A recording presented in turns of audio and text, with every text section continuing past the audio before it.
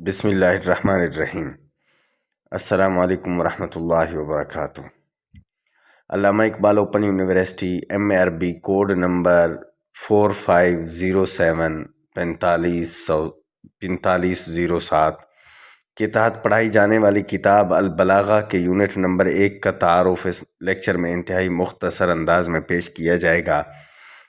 سب سے پہلے unit number 1 کے صفحہ نمبر 9 پر علم بلاغت کی حیثیت، تاریخ میں اس کی ابتدا اور ترقی پر بات کر رہے ہیں۔ عربی زبان کی اہمیت کے حوالے سے یہ کہتے ہیں کہ اللہ تعالیٰ نے ہر قوم کو ایسی زبان عطا کی ہے جس سے وہ بات چیت کر سکتی ہے، اور ایک ایسی زبان جس سے وہ اپنے مقاصد کا اظہار کرتی ہے اور اپنے مقاصد کی تکمیل کرتی ہے۔ یہ اللہ تعالیٰ کی سنت ہے کہ بنایا ہے اس نے قوم اور اس کی زبان کے درمیان خوشحالی بنائی ہے اس نے قوم اور اس کی زبان کے درمیان خوشحالی، زوال، موت اور زندگی کو۔ قوم جتنی اونچی ہوگی اس کی زبان اتنی ہی اونچی ہوگی۔ قوم جتنی پستی کا شکار ہوگی اس کی زبان اتنی ہی پستی کا شکار اور نیچی ہوگی۔ زبان قوم کی زندگی کے ساتھ ہوتی ہے اور زبان کی موت قوم کی موت ہے۔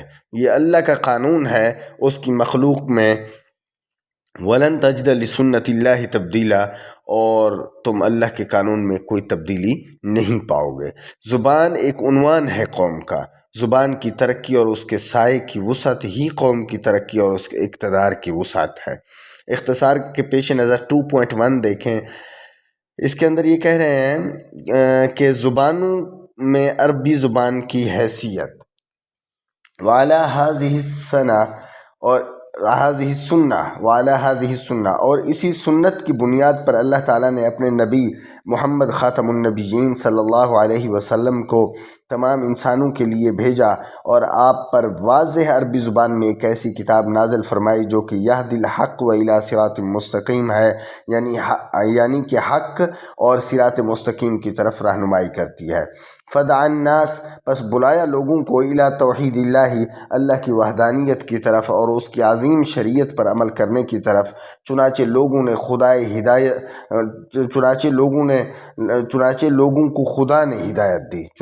کو خدا نے ہدایت دی۔ عرب اور غیر عرب سب اس پر ایمان لائے اور ان سب لوگوں سے اس کی تشکیل ہوئی۔ آگے علم لغت کی تدوین پر بات کرتے ہیں کہ جو لوگ نبی صلی اللہ علیہ وآلہ وسلم پر ایمان لائے، اللہ نے ان کو برکت دی، ان کی تعداد بڑھتی گئی، ان کے اجتماعات میں اضافہ ہوا اور وہ مختلف علاقوں میں پھیل گئے۔ ان کی زبان ہر سفر میں ان کے ساتھ چلی اور لاحق رہی ان کو ہر سرزمین میں، اور عرب اور عجم بھائی بھائی بن گئے۔ آگے صفحہ نمبر 10 دیکھیں، اس میں ہے علوم بلاغت کی حیثیت کے اعتبار سے بات کرتے ہوئے کہتے ہیں ثم وجہ العلماء، اس کے بعد علماء جو ہے قرآن کریم کے دفاع میں علوم بلاغت کی طرف انہوں نے اپنی توجہ مبذول کی، جو کہ اسے اللہ تعالیٰ نے اس کی عمدہ ساخت، اسلوب اور حیرت انگیز اختصار کے لحاظ سے عطا کیا ہے۔ اس سے آگے وکان ابرز جہات الاعجاز سے دیکھیں کہ اس کے معجزے کے سب سے نمایاں پہلو اس کے نظاموں کا معیار، اس کی ساخت کی مضبوطی اور اس کی اعلیٰ فصاحت و بلاغت اس حد تک تھے کہ کوئی بھی انسان اس کی تقلید یا نقل نہیں کر سکتا تھا۔ قرآن نے ایسے لوگوں کو چیلنج کیا جو بیان بازی کے ماہر اور تقریر کے بادشاہ تھے، لہذا قرآن نے ان کو ان کے سب سے مخصوص معاملات میں اور ان کی خوبیوں سے واضح طور پر چیلنج کیا، لِتَكُونَ حُجَّةٌ الزمہ، تاکہ حجت ثابت ہو جائے۔ اور علوم بلاغت کے لیے ایک ایسا اعزاز ہے جو کسی سے پوشیدہ نہیں ہے، اور یہ 3 چیزوں کی وجہ سے ہے۔ سب سے پہلی چیز کیا ہے؟ وہ یہ ہے کہ جو شخص علم کلام کا مطالعہ کرتا ہے، اس سے واقف ہے اور اس پر عبور رکھتا ہے، وہ قرآن کریم کی معجزانہ نوعیت کے بارے میں واضح یقین کے ساتھ کھڑا ہے، اور یہ محمد خاتم النبیین صلی اللہ علیہ وآلہ وسلم کی سچائی کی دلیل ہے۔ اس سے آگے پھر آپ دوسرا پوائنٹ دیکھیں، وہ یہ ہے کہ جو شخص علم بیان میں ماہر ہو وہ عربی کی باریکیوں اور رازوں کو اپنے لیے چھو لیتا ہے اور شعر و نثر میں تقریر کے درجات، اس کے مقاصد اور اس کی شکلوں کے فوائد کو سمجھتا ہے، اس لیے اسے صحیح نقد کی طرف رہنمائی حاصل ہوتی ہے۔ اور کیسے ایک جاہل شخص اس میں سے ایک کلام کو دوسری کلام پر فضیلت کا طریقہ جو ہے وہ جانتا ہے، یعنی ایک جاہل آدمی کیسے ایک کلام کو دوسری کلام پر فضیلت دے سکتا ہے۔ اس سے آگے پوائنٹ نمبر 3 دیکھیں۔ یاد رکھیں کہ اختصار کے پیش نظر جو ہے اہم مفاہیم جو ہے وہ ذکر کر دیے جاتے ہیں۔ بہرحال نمبر 3 کو دیکھیں تو اس کے اندر ہے ان فنون کا طالب علم اور ان کے معانی کا ماہر اگر کسی مقصد کے لیے شعر یا نثر لکھنا چاہے تو عقلی طور پر اس کا حکم تلاش کر کے مقصد تک رہنمائی پا سکتا ہے۔ اس سے آگے صفحہ نمبر 11 پر تدوین علم البلاغہ کو دیکھیں تو اس کے اندر کہتے ہیں کہ یہاں سے اہل علم نے فصاحت و بلاغت کے معنی اور ان میں فرق تلاش کرنا شروع کیا اور قرآن کی ترکیبوں میں ظاہر ہونے والی خصوصیات اور فوائد کے راز کو تلاش کرنا شروع کیا، اور یہ کہ اس میں اتنی عظمت کیسے تھی کہ اس نے زبانیں خاموش کر دیں اور علوم بلاغت کے ماہروں کو عاجز کر دیا۔ چنانچہ اس سے فصاحت و بلاغت کی چھان بین پیدا ہوئی اور انہوں نے اس میں لکھنا شروع کیا۔ اس وقت اس میں کوئی مستقل کتاب نہیں تھی جو اس کے ضابطے بیان کرتی اور اس کے عمومی اصول و ضوابط بیان کرتی۔ صفحہ نمبر 12 پر آپ دیکھیں الدفعۃ الاولی من المتقدمین سے، یہاں جو ہے وہ آگے کہتے ہیں علم البیان وکما قیلا، جیسا کہ کہا جاتا ہے کہ ابو عبیدہ پہلے ماہر لسانیات تھے جنہوں نے اپنی بہترین صلاحیت کے ساتھ تحقیق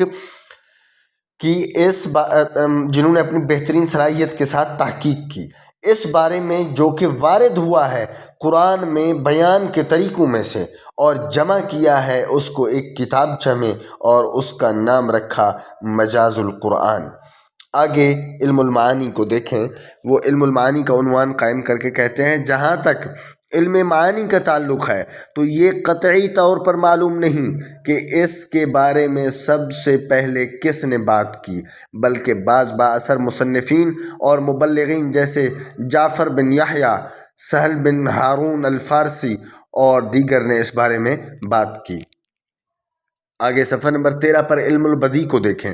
اما علم البدی، بہرحال علم بدی، جہاں تک کہ علم بدی کا تعلق ہے تو کہا جاتا ہے کہ سب سے پہلے اس پر خصوصی کتاب لکھنے والے عباسی خلیفہ عبداللہ تھے جن کی وفات سن 296 ہجری میں ہوئی۔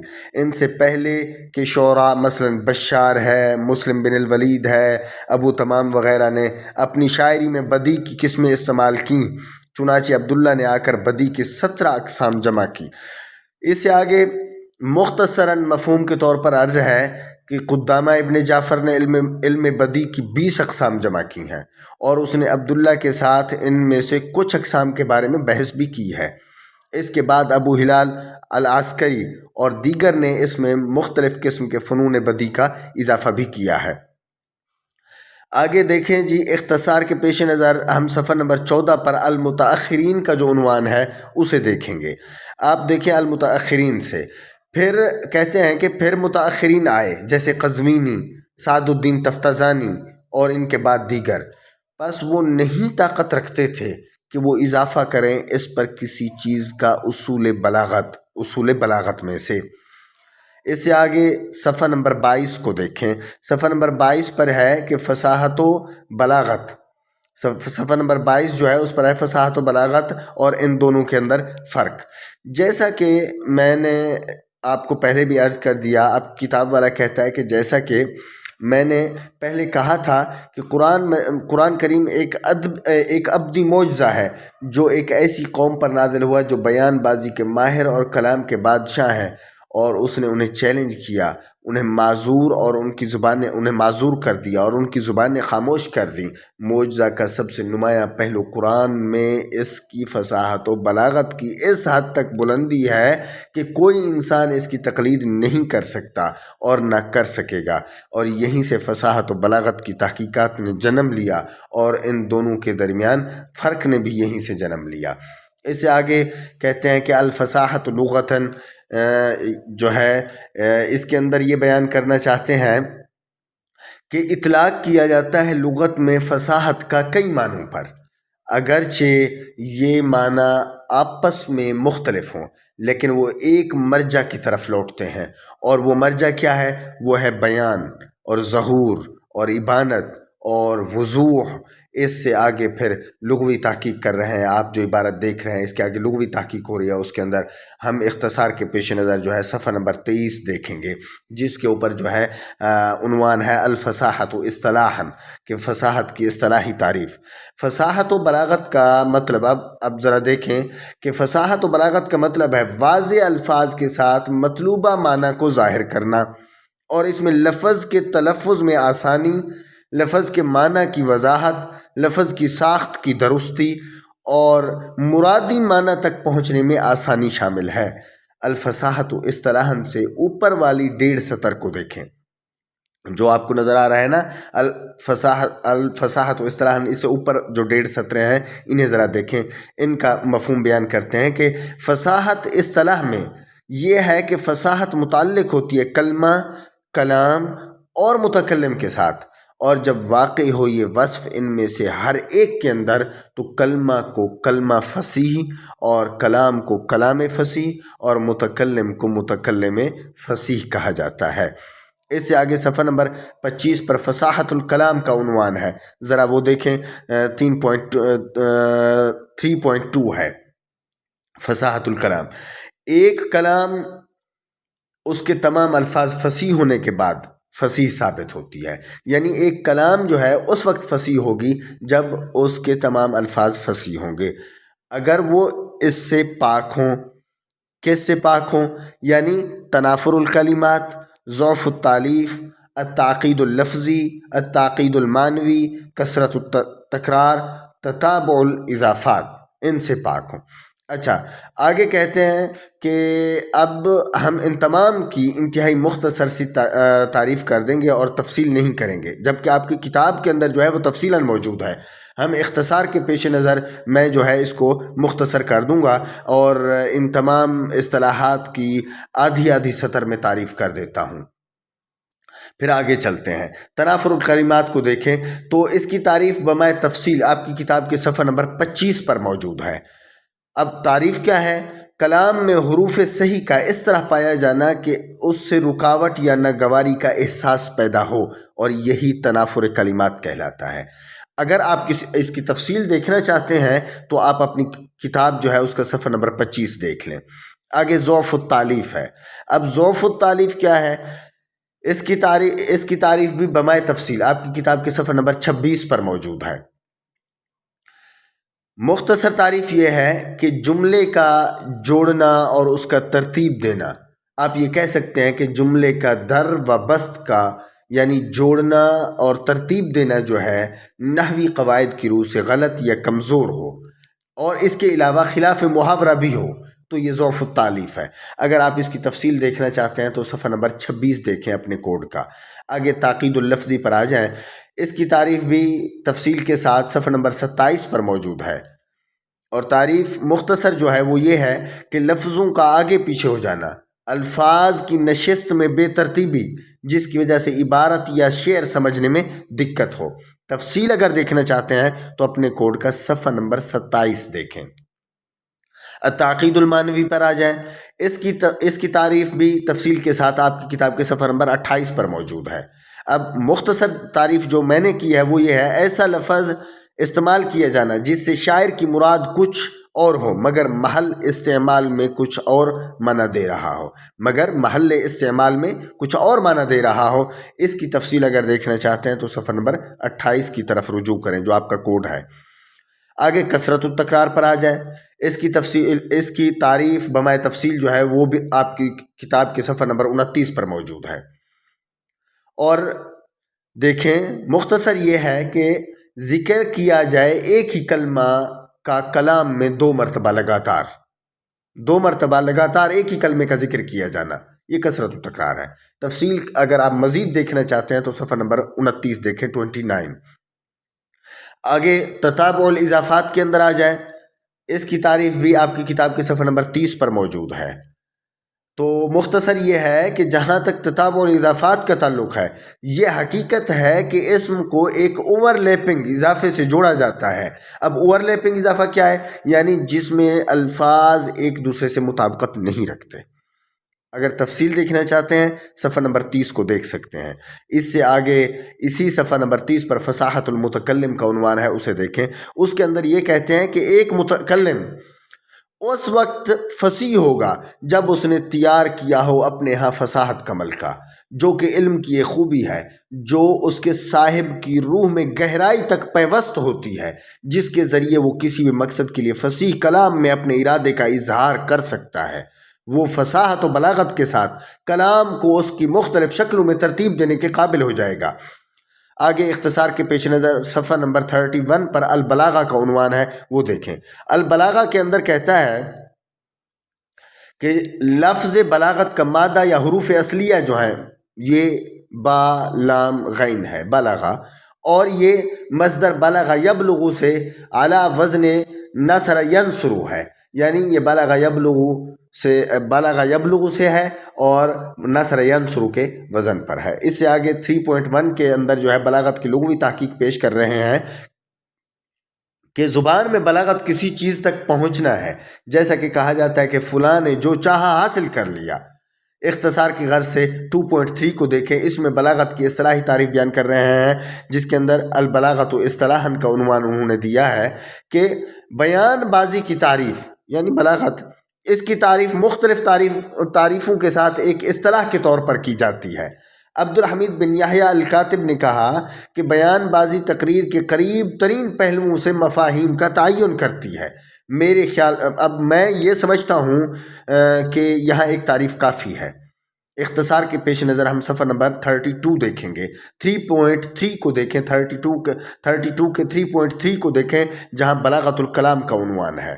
یہاں یہ کہنا چاہتے ہیں، بلاغت العنوان کے تحت یہ کہنا چاہتے ہیں کہ یہ عبارت ہے کلام کی مطابقت کے بارے میں، جو کہ تقاضا کرتی ہے مخاطب کے حال کا فصاحت کے ساتھ، اپنے مفردات اور منظم ترکیب کے ساتھ، مراد پر دلالت کی واضح وجوہات کے ساتھ۔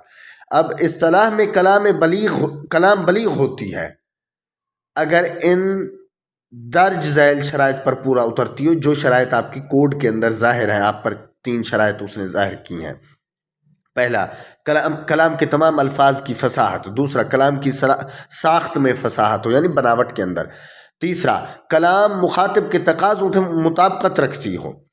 اب آگے دیکھیں، اسے یعنی کلام کو واضح ترین اظہار میں منظم اور مربوط کرنا، جو اس بات کی نشاندہی کرتا ہے کہ کلام کا مقصد کیا ہے۔ آگے بیان کر رہے ہیں کہ ہمیں 3 چیزوں کا علم ہونا چاہیے ضروری طور پر۔ پہلا یہ ہے کہ کلام کی کیفیت، دوسرا کلام کا تقاضا، تیسرا اور تقاضے کے مطابق کلام کی کیفیت۔ اس سے آگے صفحہ نمبر 33 پر دیکھیں، بلاغت المتکلم کا عنوان ہے 4.5 کا۔ یہاں یہ کہنا چاہتے ہیں کہ ایک متکلم اس وقت بلیغ ہوتا ہے جب اس نے اپنے ہاں بلاغت کا وہ ملکہ تیار کیا ہو جو کہ قادر ہو وہ اس کے ذریعے سے اپنے مقصود کے اظہار پر۔ صفحہ نمبر 34 پر فصاحت اور بلاغت کے درمیان فرق ہے، اسے دیکھیں۔ یہاں یہ کہتے ہیں کہ فصاحت و بلاغت کے حوالے سے اوپر معلوم ہوا ہے کہ بلاغت زیادہ مخصوص ہے فصاحت سے۔ کیا؟ میں دوبارہ دہرا دیتا ہوں، فصاحت اور بلاغت کے درمیان فرق جو ہے اسے میں دوبارہ دہراتا ہوں، وہ یہ ہے کہ فصاحت و بلاغت کے حوالے سے آپ کا کوڈ کہتا ہے کہ فصاحت و بلاغت کے حوالے سے اوپر سے معلوم ہوا ہے کہ بلاغت زیادہ مخصوص ہے فصاحت سے، اور فصاحت اس سے زیادہ عام ہے، چونکہ اسے لیا گیا ہے بلاغت کی تعریف میں سے۔ اس لیے ہر بلیغ کلام ضروری ہے کہ وہ فصیح ہو۔ کیا؟ اس لیے کہ ہر بلیغ کلام کے ضروری ہے کہ وہ فصیح ہو، لیکن یہ ضروری نہیں کہ ہر فصیح کلام بھی بلیغ ہو، بلکہ کلام فصیح ہو سکتی ہے، بلیغ نہیں ہو سکتی۔ اس کے بعد یہ آپ کا جو ہے نا لیکچر یہاں تک اس کے یونٹ نمبر 1 کا کمپلیٹ ہو گیا ہے، اور آخر میں میں عرض کرنا چاہتا ہوں کہ اختصار کے پیش نظر بہت ساری چیزیں ہوتی ہیں جنہیں بار بار دیکھا جاتا ہے اور آسان بھی کرنے کی کوشش کی جاتی ہے، اور انہیں کچھ چیزوں کو حذف کرنے کی کوشش بھی کی جاتی ہے۔ کہیں ان آسانی کے تلاش کے اندر یا حذف کرنے کے خیالات کے تحت جو ہے کہیں کوئی غلطی نظر آئے تو برائے مہربانی اس پر اطلاع کریں، تاکہ ہم اسے مزید بہتر کریں اور آئندہ کے لیے اس غلطی کی اصلاح کر سکیں۔ السلام علیکم ورحمۃ اللہ وبرکاتہ۔